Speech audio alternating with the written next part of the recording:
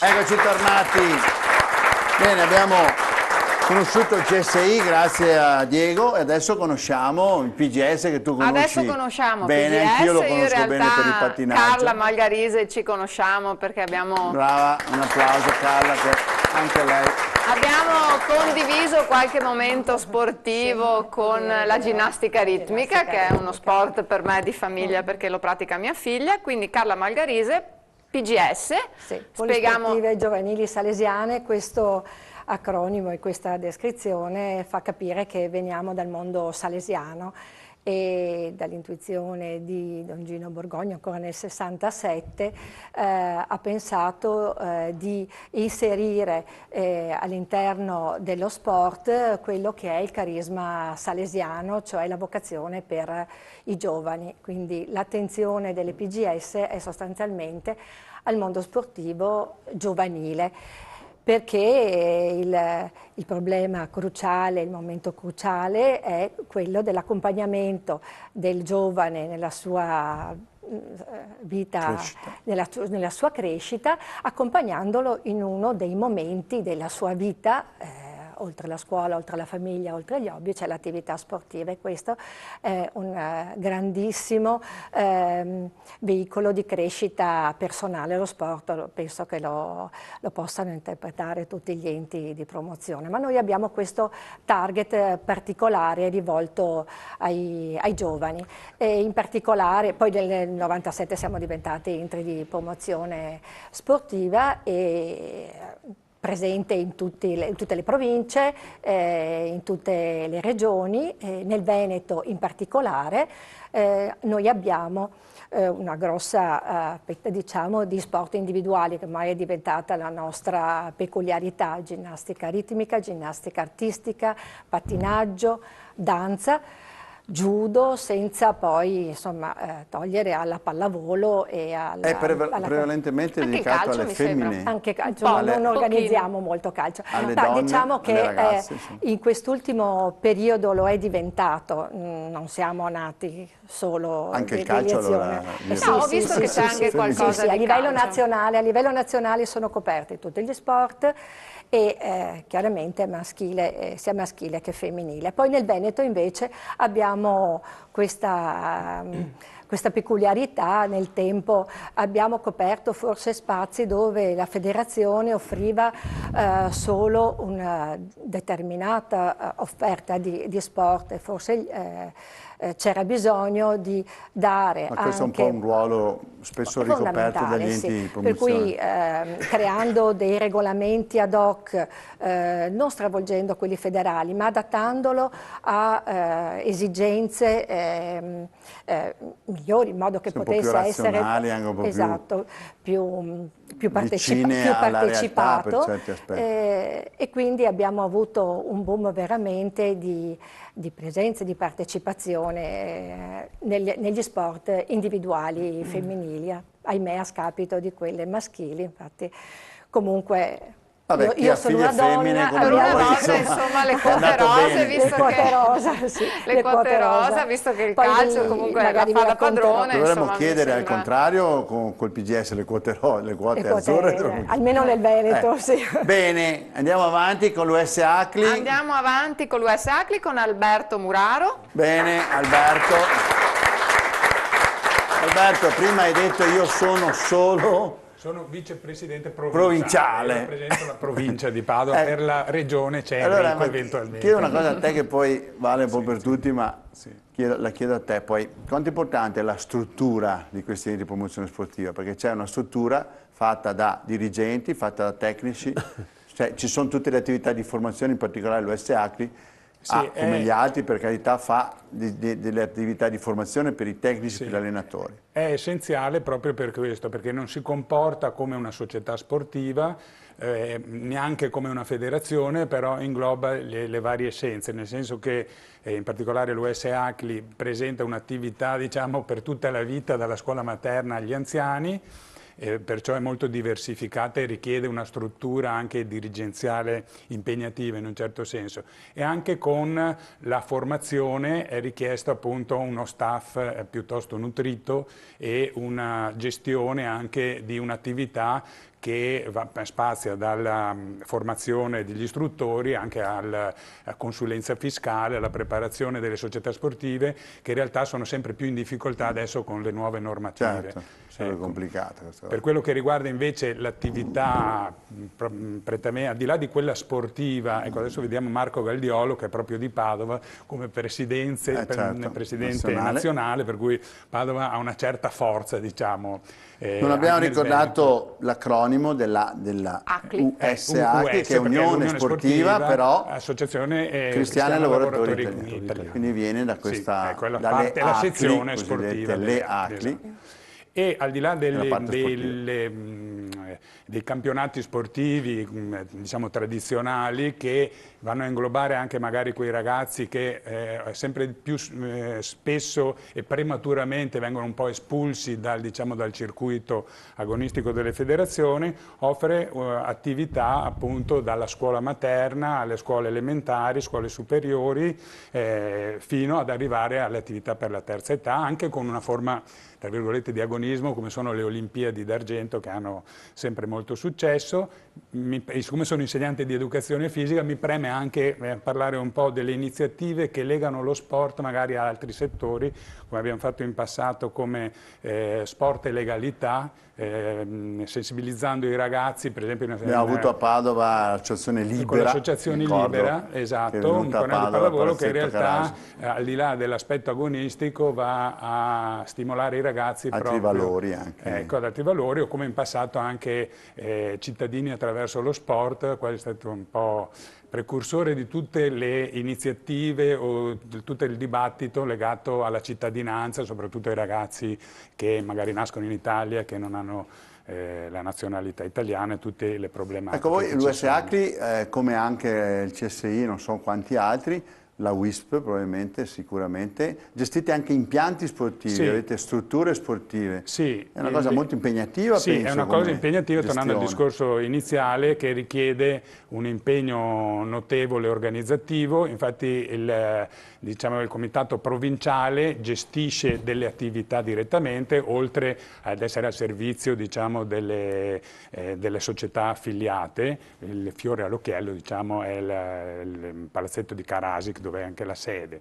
Poi è anche il modo, l'opportunità per offrire anche delle manifestazioni, diciamo, di un certo tipo, che spaziano anche un pochino al di là, come anche il tipo di attività, non essendo legate a federazioni, come la danza, le rassegne di danza al femminile, o nel mio caso, ecco, appunto, sono in veste anche di organizzatore del Padova Tango Festival, anche altre iniziative che non sono prettamente sportive, ma di carattere motorio sicuramente, e da una valenza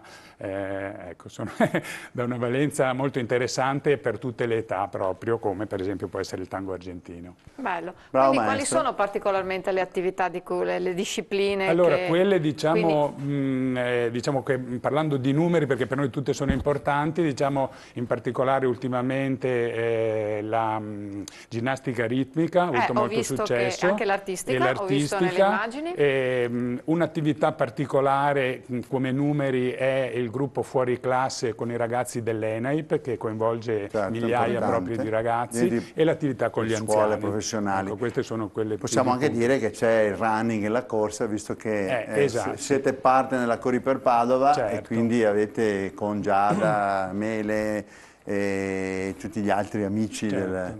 che accompagnano i camminatori. Allora questa è la mia associazione, questi sì, è il mio ente di promozione sportiva. Ma andiamo bene con tutti qua. Bene, grazie. E salutiamo, posso dire che dulcis in fundo, perché nell'Oxen c'è il motociclismo, il motocross in particolare, con il mio amico Francesco Meneghini, quindi un applauso al nostro Diego Baldan. Diego, allora siete riusciti a avviare il motociclismo con Francesco? Sì, il motocross con Francesco, e abbiamo avuto anche proprio in questi giorni, il 1° giugno, un grandissimo risultato anche a livello europeo, perché l'Intexen è praticamente il rappresentante per l'Italia nel trofeo IMBA, che è il trofeo amatoriale di motocross e degli enti di promozione sportiva. E il nostro atleta Fabio Tessari ha vinto la gara del campionato europeo. Bene. Una gara tiratissima, perché ha vinto proprio nell'ordine dei millesimi in 3 manche. è stata una cosa veramente alla faccia che manca emozionante. l'agonismo negli enti di No, promozione l'agonismo sportiva. c'è perché c'è No, c'è. nell'indole umana. Solo che non si parla di agonismo, è competizione, Sì, cioè la certo. competitività c'è sempre sono comunque, se no testimone non parleremo della di crescita divertimento. nel Non nostro parleremo di sport. trofeo, no? Di trofeo. Bisogna che qualcuno lo vinca. Ecco, per dirti, nelle FMI, nella Federazione Motociclistica Italiana, il motocross ha delle determinate categorie in base alla cilindrata, all'età, eccetera, negli enti di promozione sportiva in base ci sono proprio titoli di merito, cioè se uno...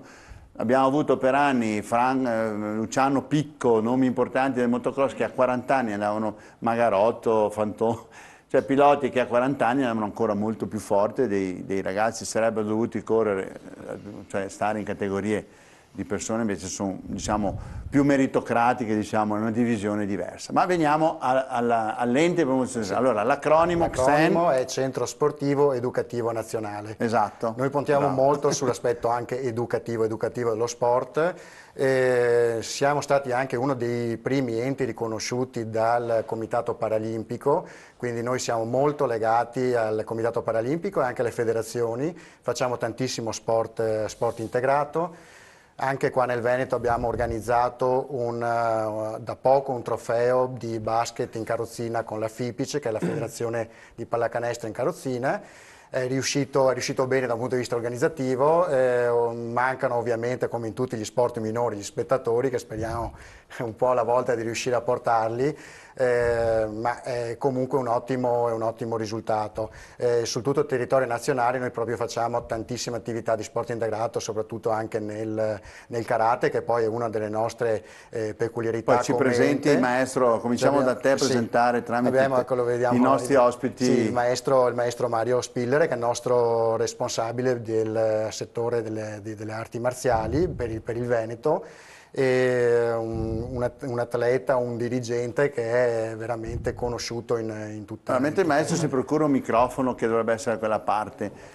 Facciamo ancora una chiusura della panoramica delle discipline sportive. Le discipline sportive nostre principalmente sono la danza sportiva, abbiamo 300.000 atleti in tutta Italia, sul karate appunto 500.000, parliamo poi della cinofilia, dove abbiamo anche organizzato il campionato del mondo ultimamente di cinofilia, anche lì abbiamo tantissimi atleti, è stata una bellissima esperienza anche vedere tutti questi, come dico io, questi bimbotti pelosi che si davano da fare. Sono tutti tesserati anche questi. C'è proprio il tesseramento proprio del binomio dell'assicurazione, sia della coppia dei cavalli come equitazione. Esatto, cane padrone. Cane padrone, esatto. Che poi non so se si chiama poi padrone, dovrebbe essere il conduttore.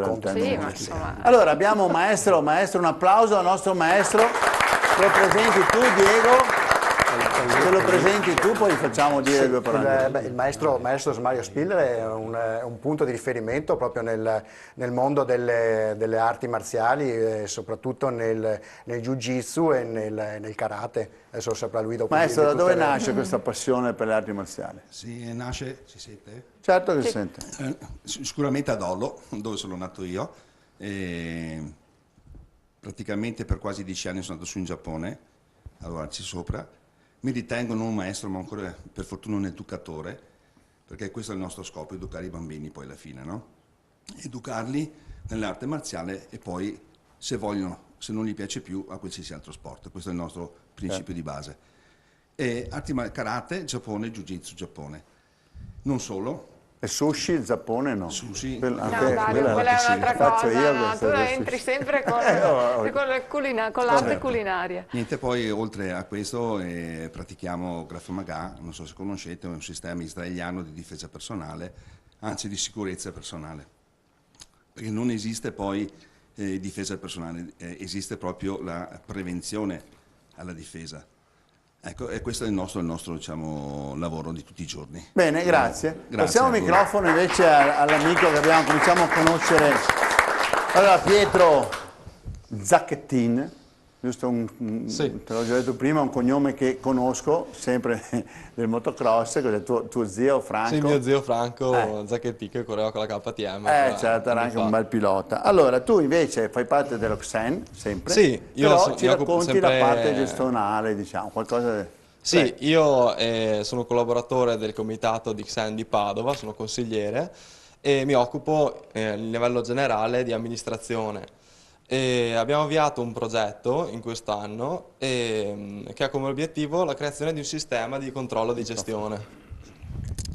E in sostanza la crescita... Cioè per l'ente che deve per l'ente in generale. amministrare, diciamo così, sì, in sostanza le pratiche, sono cresciuti i numeri dei soci e quindi è emersa la necessità di gestire l'azienda in modo ordinato, fornendo dei supplementi a coloro che devono prendere le decisioni che vengono creati tramite i dati gestionali. In sostanza siamo partiti dalla costruzione di una mappa che comprende tutta la strategia dell'ente che consiste fondamentalmente nello sviluppo dello sport per gli associati e a seconda di ognuno di questi obiettivi sono state individuate delle attività da monitorare con degli indicatori di performance, i quali vanno a essere inseriti in dei report periodici forniti a coloro che si occupano dei diversi settori e tramite questi indicatori è possibile individuare degli interventi correttivi. Questo può essere di servizio anche per gli altri di promozione sportiva? Sì, potrebbe servire per tutti.